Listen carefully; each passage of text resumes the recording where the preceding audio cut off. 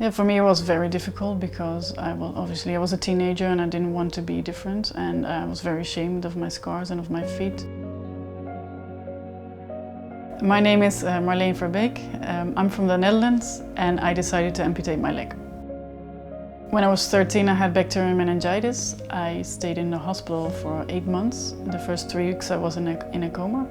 I had 37% of my skin was damaged due to the bacteria, and I also lost part of my feet.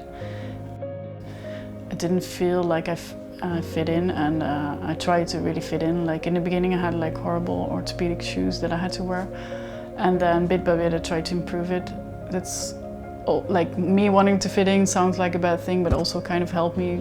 Well, through the years I was always trying to fight the pain in my, especially my left foot. Even though my right foot was also partially amputated, that it was in a lot better condition than my left foot. And it was always constantly in pain, even though I tried different kind of prosthetics and different kind of things. I was always in a constant pain. But I did have like a normal life. I studied, I did a bachelor, I did a master, I moved to Spain, I've always worked, I've had 2 kids. But I felt like living in pain all the time, I didn't want to do it anymore. So I saw everybody, like I followed a lot of Paralympic athletes on social media, and I saw that they were like running marathons, snowboarding, skiing, doing everything that I couldn't do, even though I had more leg left. So that's like through the years, I kind of already made the decision. It was more like, when am I going to do this, and how is this decision going to fit in my life, and how I'm going to organize myself. But then finally in 2016 I made the decision to go for it and go for the surgery and amputate my leg.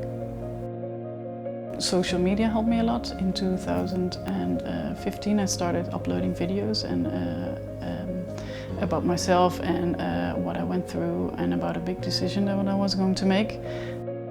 I've always had this relationship with pain and fighting against it and finding my boundaries and pushing my boundaries.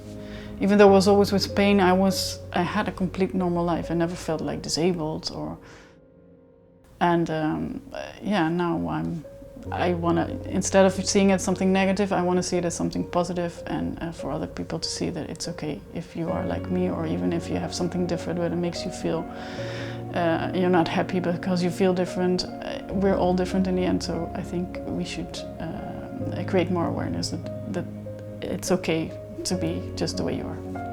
So obviously my first reason to amputate my leg was to get rid of the pain, but I also really wanted to do sports. I wanted to snowboard, I wanted to run, and I wanted to dance. So I all wanted to achieve that like in the first year, which I didn't, but it took me a bit longer. But I did achieve all of that. I'm now able to snowboard, I'm able to run, and I'm able to dance. But I did feel different and ashamed, and that was the thing that I think that was the biggest lesson that I had to learn. Like, it's okay to be different, it's okay to have scars, it's okay to have a prosthetic leg. It's just something that happened to me, it's not my fault.